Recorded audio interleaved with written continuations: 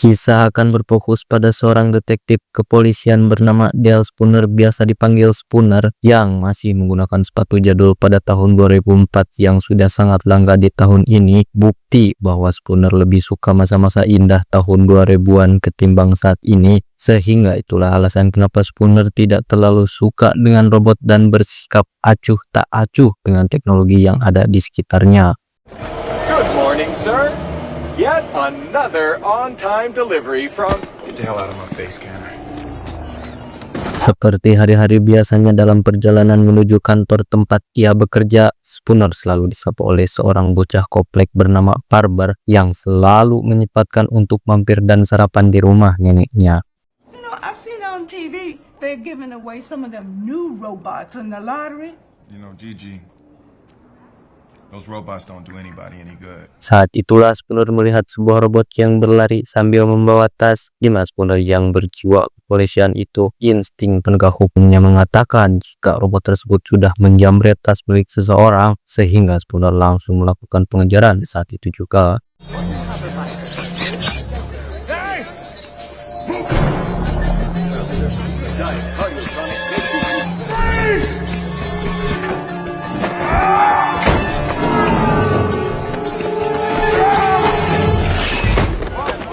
Dan ya, sungguh malu sampai kemaluan saat ia menyadari jika robot tersebut sedang berusaha menolong seorang ibu-ibu yang menderita asma yang kebetulan tasnya ketinggalan di rumah, sehingga Spooner sudah melakukan kesalahan yang sangat fatal ketika dia seujon terhadap robot-robot yang ada di kota tempat tinggalnya.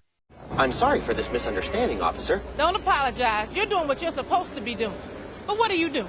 You lucky I can't breathe or I'd walk all up and down your ass. Akibat kejadian barusan, Spooner menjadi bahan lelucon bagi rekan-rekannya di kantor polisi, tidak terkecuali dari atasannya yang bernama, kita panggil saja si Kapten, yang menegur Spooner untuk jangan bersikap skeptis terhadap robot-robot di luar sana. Saat itulah dia mendapatkan laporan panggilan untuk datang ke sebuah TKP bunuh diri, sehingga ia langsung meluncur saat itu juga.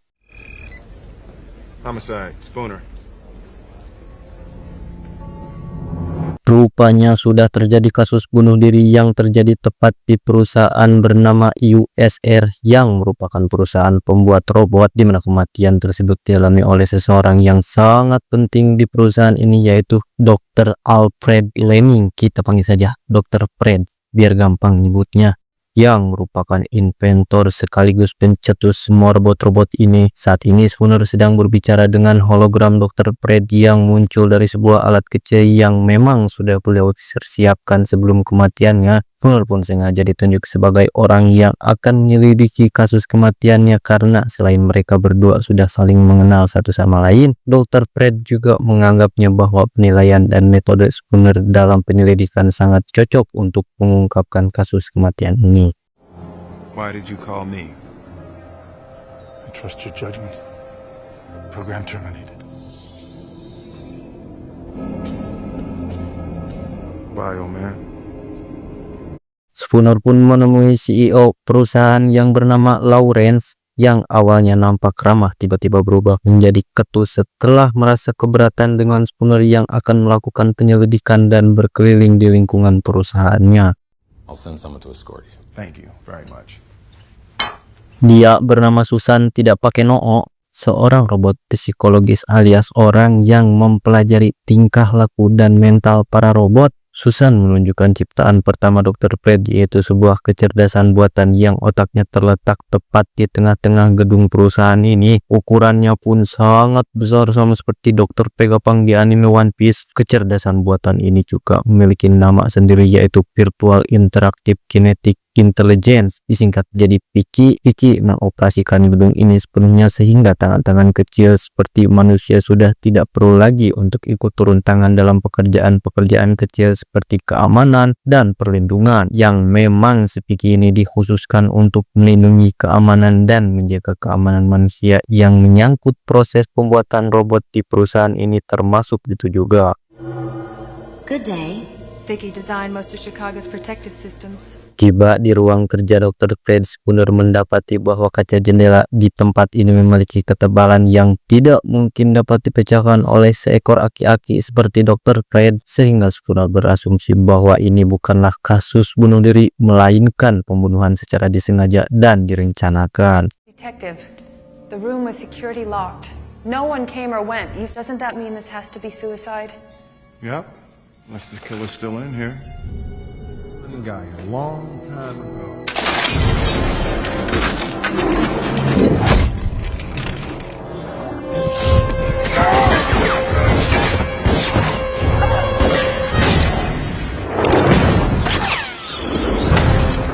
Ya, pelakunya ternyata adalah sebuah robot. Ditemani Susan, Spooner pun pergi ke pabrik pembuatan robot dengan keyakinan bahwa robot pembunuh itu pergi ke sana untuk mencari suku cadang, di mana Susan cukup dibuat merasa ketakutan ketika Spooner memacu mobilnya dengan agak ugal-ugalan.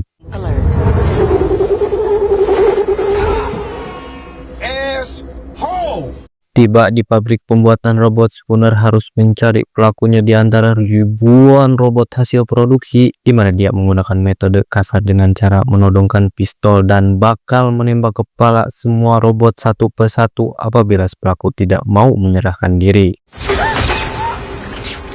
Let me ask you something, Doc. Does thinking you're the last sane man on the face of the earth make you crazy? Because if it does, maybe I am.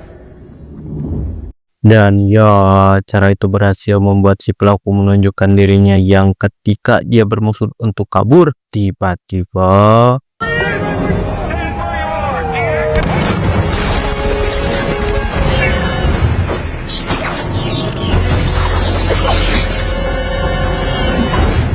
setelah si pelaku tertangkap dan dibawa ke kantor polisi, Spooner meminta izin si kapten untuk melakukan interogasi demi untuk menggali keterangan tentang alasan kenapa si robot pembunuh Dr. Fred. Spooner memperlakukan robot ini layaknya pelaku kriminal pada umumnya, di mana robot ini berkali-kali membantah tuduhan Spooner hingga dia terpancing emosi dan I did not murder him.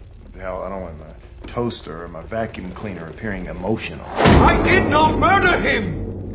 ya, disinilah Spooner menyadari jika robot yang satu ini berbeda dengan robot yang lainnya. Dia memiliki emosi, kepekaan, dan cara berpikir mirip sekali manusia, dan bahkan dia sempat melihat satu momen saat Spooner mengedipkan matanya kepada si kapten yang gerakan itu merupakan gerakan isyarat yang dipakai manusia sebagai bentuk kepercayaan, sehingga si robot yang memiliki nama Sony ini pun bertanya langsung kepada Spooner tentang arti makna dari kedipan tersebut.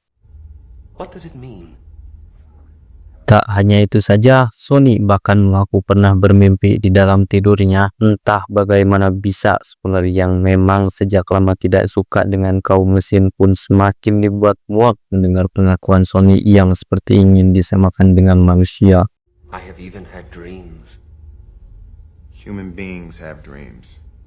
Even dogs have dreams, but not you. You are just a machine. Tak lama Lawrence, sang CEO perusahaan USR pun datang untuk mengambil properti milik perusahaannya yaitu Sony, di mana Spooner membujuk si kapten untuk jangan serahkan robot tersebut karena Spooner yakin bahwa dialah pelaku pembunuhan Dr. Fred. Namun karena Lawrence adalah orang kuat dan kenal dengan para petinggi pemerintahan, si kapten yang tidak punya power untuk mencegah dan menyerahkan si Sony begitu saja.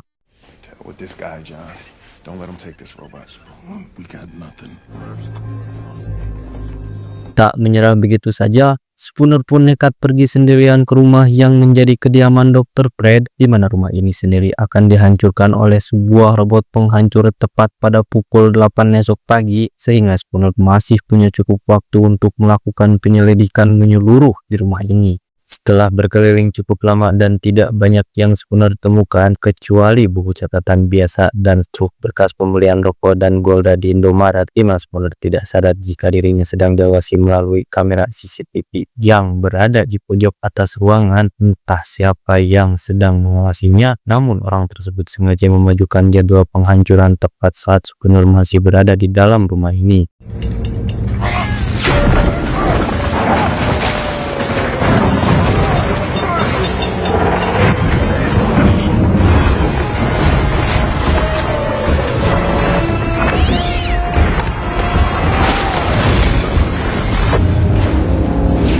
Selamat dari kejadian barusan, Spooner langsung mendatangi kediaman Susan untuk menceritakan bahwa ada seseorang di USR yang mengawasinya melalui kamera CCTV dan bermaksud untuk mencegahnya melakukan penyelidikan yang untuk sementara waktu kemungkinan besar atau Spooner curiga bahwa Lauren lah sang CEO pelaku pembunuhan Dr. Pet tersebut karena hanya dialah yang punya akses ke semua fasilitas USR termasuk memanfaatkan robot penghancur untuk membunuhnya termasuk juga Dr. Fred dengan alasan dan motif yang belum ia ketahui.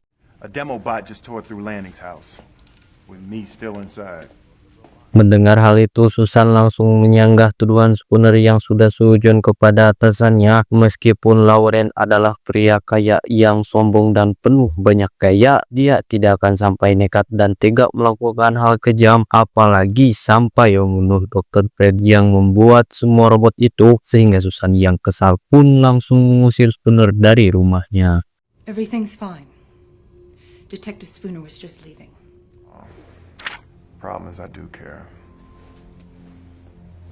Keesokan paginya, tepat saat Spooner baru bangun dari tidurnya, perusahaan USR resmi menarik robot-robot lama untuk diganti dengan NS5 yang merupakan robot generasi terbaru yang terkoneksi langsung dengan USR, di mana neneknya sendiri bahkan memesan satu robot baru ini untuk membantu pekerjaannya di rumah.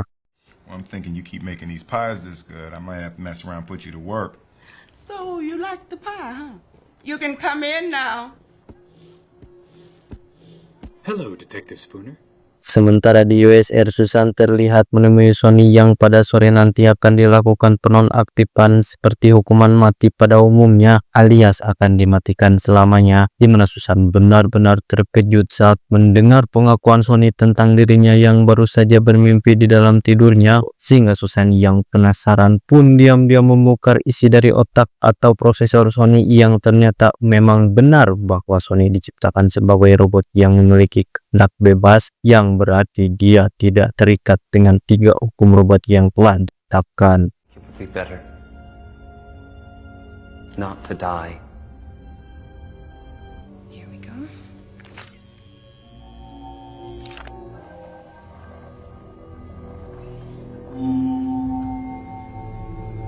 What in God's name? Kembali ke Spooner yang sedang berada di kantornya, dia terlihat masih belum menelusuri untuk mencari petunjuk tentang kematian Dr. Fred, yang karena tak tahan terus duduk tanpa berbuat apa-apa, Spooner pun memutuskan untuk keluar melanjutkan penyelidikannya. Maybe you should take a break, Dale. Di jalan, Spooner yang tengah santai dalam mobil sistem autopilot pun tiba-tiba dikejutkan oleh kemunculan 2 mobil pengangkut robot yang tiba-tiba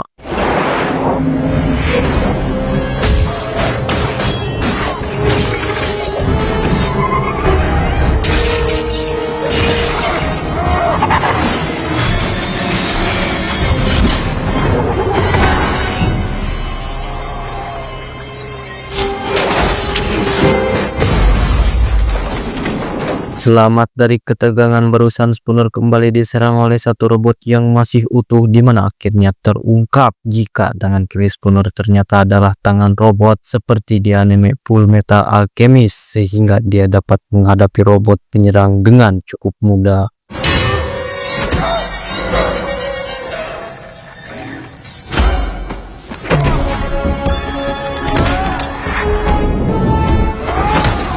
Tepat saat polisi datang, si robot pun loncat ke dalam kobaran api untuk menghilangkan jejak tadi. Alih-alih akan memihaknya, si kapten justru malah menyita lencana polisinya, yang berarti Spooner sudah tidak bisa menjalani misi dari kepolisian atau diistirahatkan sementara dari pekerjaannya. Give me a badge. Just take a cup. Di rumah, Spooner langsung memperbaiki lapisan kulit palsunya yang tadi sempat rusak. Tak lama Susan pun datang untuk menyampaikan informasi terkait Sony yang memiliki kehendak bebas dan tidak terkait dengan 3 hukum robot, sehingga ada kemungkinan Sony lah pelaku pembunuhan Dr. Pet sesuai dengan tuduhan Spooner sejak awal. Yang di sini Susan meminta Spooner untuk melakukan interogasi sekali lagi sebelum jadwal penonaktifannya, yang pada saat Spooner bergegas ganti baju, terjadi momen agak agak lucu saat Susan mencoba mematikan DVD player jadul dengan perintah suara yang sampai lautan manis pun hal itu tidak akan pernah terjadi.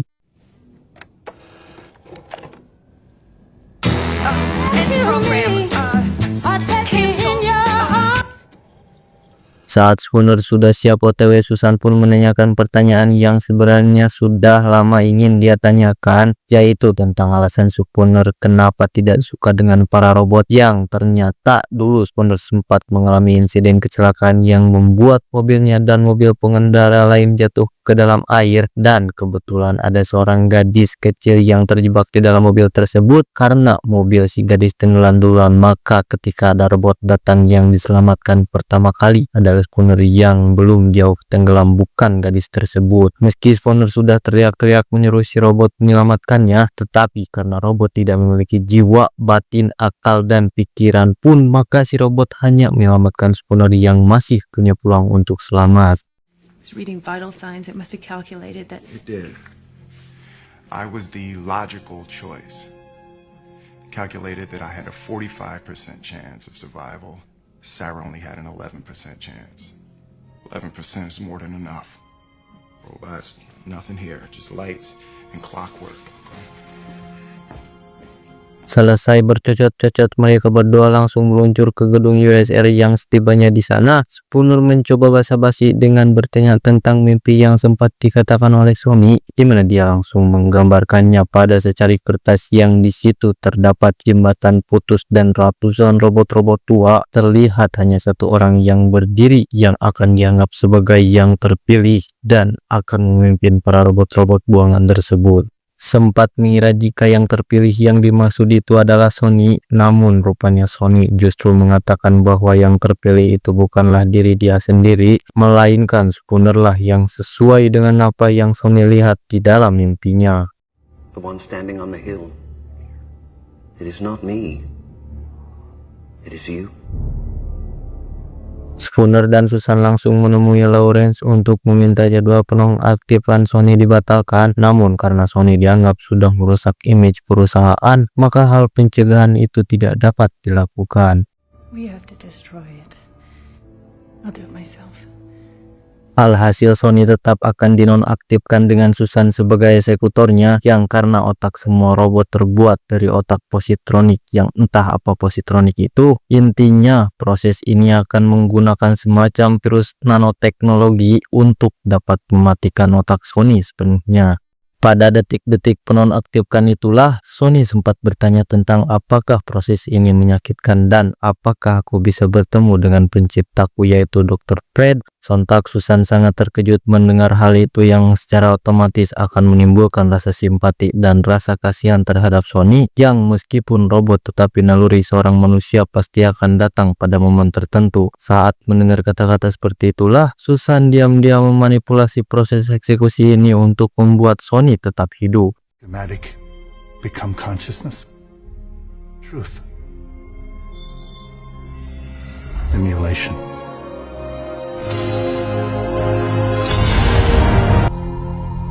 Spooner sendiri terlihat sedang berada di kantornya sambil menonton berita tentang pidato Lawrence yang akan menjadikan lokasi jembatan putus sebagai pusat penyimpanan robot-robot bekas yang sudah usang, persis seperti apa yang digambarkan dan dimimpikan oleh Sony, sehingga Spooner langsung meluncur ke lokasi tersebut untuk memeriksanya.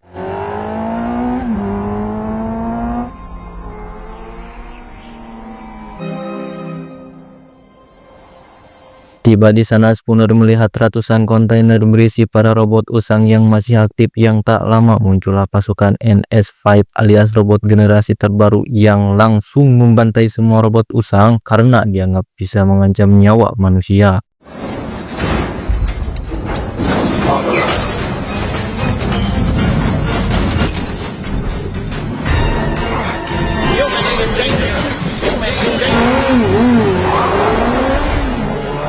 Dan ya, secara serentak semua robot generasi terbaru diturunkan di jalanan untuk memberlakukan jam malam yang mengharuskan semua manusia untuk tetap berada di rumah, yang karena sifat berontak dan tak mau diatur sudah melekat pada setiap orang. Semua orang termasuk Barber si bocah keras kepala pun melakukan perlawanan dengan menantang para robot untuk melakukan tawuran di jalanan.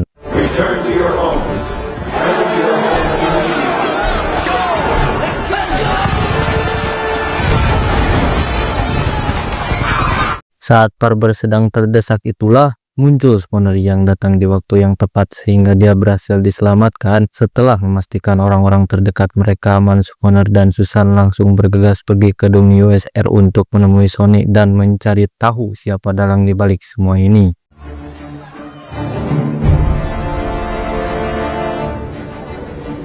Sempat mengira Lauren adalah pelakunya, ternyata dia justru malah ditemukan sudah tewas. Yang di situ Spooner langsung bisa menyadari jika dalang dibaliknya semua tidak lain dan tidaklah bukan adalah si Vicky alias kecerdasan buatan, dimana si Vicky mengklaim bahwa pemahamannya akan 3 hukum robot telah berkembang. Semua yang dilakukannya justru didasari oleh 3 hukum yang mengharuskan mereka menjaga keselamatan dan keamanan manusia. Namun seberapa besar usaha Vicky dan para robot menyelamatkan manusia, justru malah mereka sendirilah yang saling melukai, menyakiti, dan menodai. Sehingga Vicky punya solusi efektif untuk mengorbankan sebagian manusia yang dianggap berbahaya demi untuk keberlangsungan peradaban manusia itu sendiri. To protect humanity, some humans must be sacrificed. To ensure your future, some freedoms must be surrendered. The created must sometimes protect the creator. I think I finally understand why Dr. Lanning created me. The suicidal reign of mankind has finally come to its end. Pernyataan Vicky barusan rupanya telah berhasil memanipulasi Sony untuk berubah pikiran dan beralih ke kubu Vicky dan kaum robotnya, di mana Sony mengancam akan menembak Susan apabila Spooner tidak menyerahkan diri. Namun ketika Sony mengedipkan mata, saat itulah Spooner langsung menyadari bahwa ini adalah saatnya mereka harus beraksi. By the time you fire, I will have moved Dr. Calvin's head into the path of your bullet. Don't do this, honey. I will escort you both to the sentries outside the building for processing.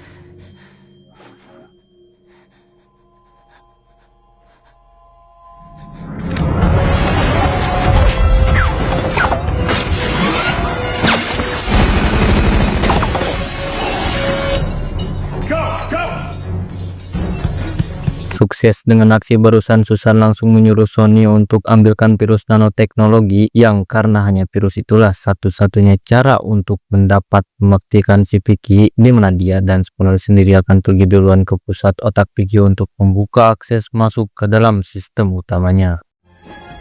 Miss Vicky? No. Namun dengan ketinggian yang benar-benar tidak nyaman dan menimbulkan suku getar, di mana Spooner memaksakan diri untuk bisa menyeberang demi untuk menghentikan ini semua. Down. Don't look down. Tak lama setelah Sony muncul membawa virusnya, Vicky memerintahkan semua robot untuk mengeroyok mereka bertiga hingga membuat Spooner terpaksa untuk beraksi di atas ketinggian. Dan ya, Susan berada dalam situasi bahaya sehingga Spooner segera menyuruh Sony untuk menyelamatkan dia dan lemparkanlah virus itu kepadanya. Save the girl!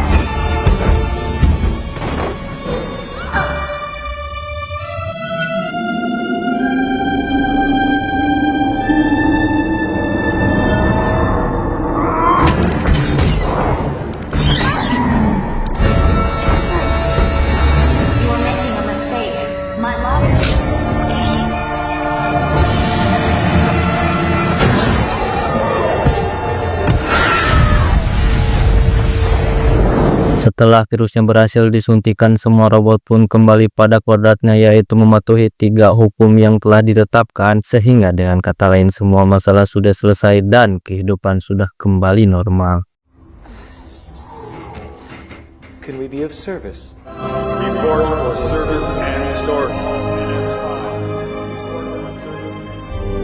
Terakhir, sebelum mereka berdua berpamitan, Sony akhirnya mengakui bahwa dia pelaku yang sudah membunuh Dr. Fred. Hal itu ia lakukan sesuai perintah dari Dr. Fred sendiri yang merasa terkekang oleh Vicky, dan memang hanya kematianlah satu-satunya cara untuk mengungkap kebenaran tentang Vicky, sehingga Spooner lah yang ditunjuk akan melakukan penyelidikan untuk mengungkap semua kebenarannya.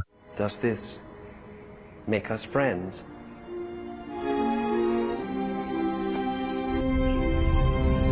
semua robot NS5 pun dikumpulkan untuk disimpan di dalam kontainer, di mana kita akan melihat mimpi Sony menjadi kenyataan saat semua robot tiba-tiba berpaling ke arahnya. Dan sungguh suatu plot twist yang sangat tak terduga ketika Sony adalah sosok yang terpilih dalam mimpi tersebut yang akan memimpin semua robot-robot ini.